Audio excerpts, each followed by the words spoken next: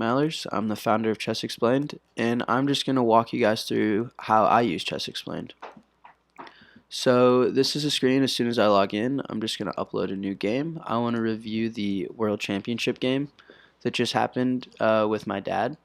So I'm going to paste the PGN in here that I got from chessgames.com.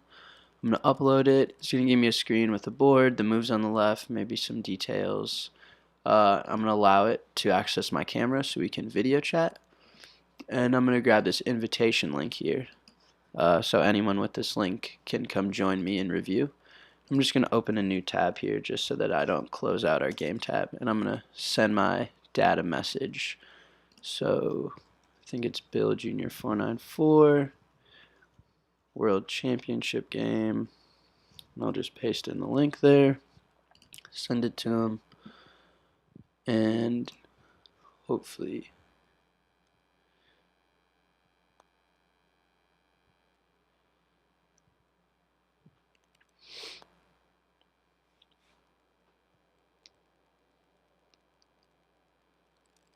I got it.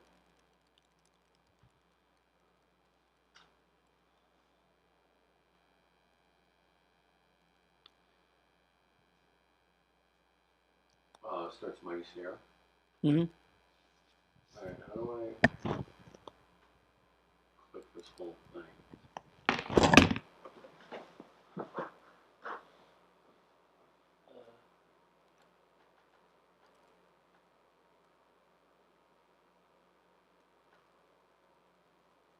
Okay, got it, edit that, okay.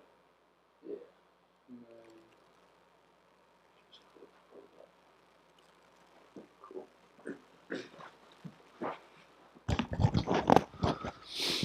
So he got the link, he joined my game room, and now we can just review. So I can flip through the game with him. If we see something weird, like here, Anand played d6, closing the his dark square bishop. Fuck. Well, I'll edit that part out too. Hold on.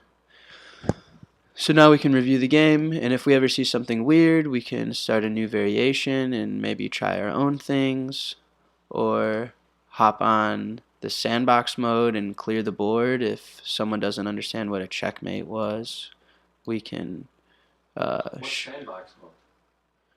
just, are you actually, are you literally asking me? Yeah. It's just like a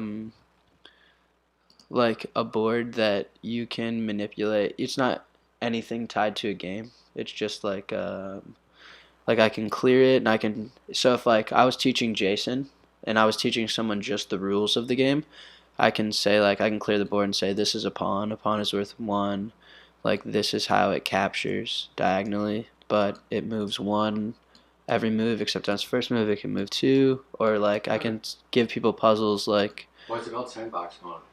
just because like a sandbox you can just play in it. Oh, okay. Like I can give someone a puzzle like, we're learning how knights move, and I can say like find the fork right here on the board, and then you can try and like place the knight where it would fork the king and the rook. I'm still looking at Magnus's game. Click the sandbox tab.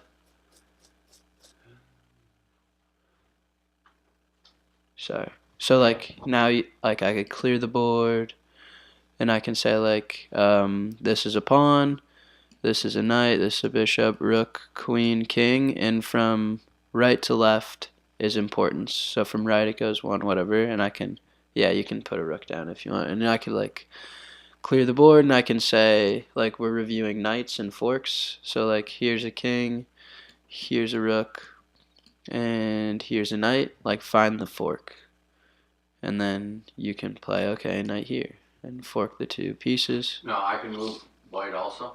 Yeah, you can move anything you want. Okay. So this is more for us to just play around and maybe do puzzles, or like I review openings here with a lot of people. Yeah, and then if we go back to review, we can. No, that's nice. I'm glad you added that. Yeah, because otherwise It's just strictly reviewing games. you're gonna, and the review is gonna get too far. Mm-hmm. Okay. And yeah, I just review games. You can start variations and test those We're out. back on the review Mm-hmm. page. So, like, for example, right here, Magnus played a4 because he wants to play a5 and put pressure on Black's bishop. So Black plays a5, and now Magnus takes off Black's bishop. Or I'll show an actual thing we should actually review. So this is a Roy Lopez, and right here, the first exchange of the game, Magnus takes Black's bishop on c6, and all of a sudden, we have our first inequality, where Black has the bishop pair, has both bishops, but has a little bit of a broken pawn structure. So maybe, instead of this, Magnus could have played a normal move like knight d2, and after a6, bishop a4, b5, bishop b3, and rook e8, we have a more of a normal Roy Lopez. But Magnus ended up going with the inequality of taking here and accepting the bad pawn structure for Black, but Black does have both bishops, which is an advantage in the middle game. But it was Magnus that forced the bad pawn structure on that by taking the knight, right? But you're saying he's arguably worse off because bishops can be more. Yeah, it's just inequality. So Black now has two pawn islands.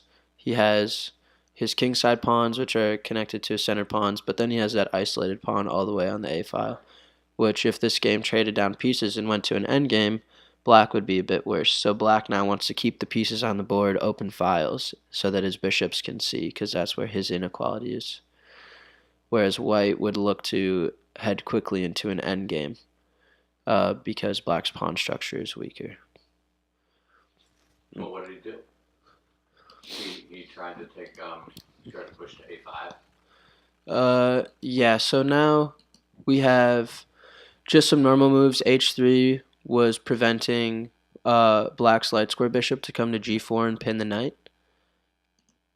So, and White brings his knight to d2 because it's looking to do a famous rerouting in the Roy Lopez where it goes to d2 to f1 next to the king, to e3, and then to f5, which is a long process, but it's just taking advantage of some common weak squares in the Roy Lopez opening.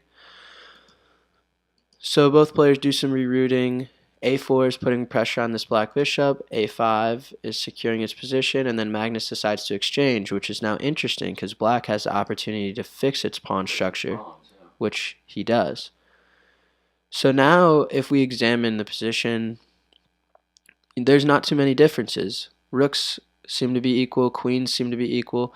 I guess the inequalities is White's knight is a little better place, enforcing on the center a little bit more, and White's bishop is a little better. And notice we do have opposite color bishops, which is a key that if we go into an endgame, that it's likely to be a draw. So White's only advantage here is that it has a little bit better center, and the move d4 is coming soon and is a very good move. Actually, we see it next move with d4. So White's advantage is just a small one in the center. Rook a3, Why doesn't he take a d4? Why doesn't Black take a d4? You don't want to release the tension quite yet. If we can try a variation, e takes d4. Whoops. Oh, then the knight comes, takes it back. Yeah, so e takes d4, knight takes d4, and we've got we've got some pressure here on c6. The knight's attacking c6. So queen c7, and then we have this move here, knight f5, which is a very nice square for the knight. We're putting pressure here on d6. Our queen and our knight are about to take this pawn. And the position becomes a little bit uncomfortable. So queen c7 is normal, and notice that queen c7 also is putting some defense on e5 here, the center square, so it's not just a developing move. Then this was interesting, rook a3. And it's an interesting way of activating the rook. And it was a little unclear when I first saw this where the rook was trying to go. Maybe the d file, the e file. But once we see in a few moves, it actually has plans on attacking the Black king. So after knight f8, we do see the exchange in the center, and now we see knight h4. So this knight now is still wanting to come to the square on f5. But if you notice, after knight h4, this third rank for white is completely open, and we're going to see the rook swing all the way to the king's file, and all of a sudden white's generated an attack on the black king. So now queen h5, queen h5. Oh, in response to the rook. So yeah, the white queen is attacked. Develops to h5 not only to bring his pieces around the black king, but also again white wants this knight f5 move here, and he's enforcing pressure on f5. So we see f6. f6, I assume it guards e5, and also maybe the idea of queen to f7, looking to exchange queens. Just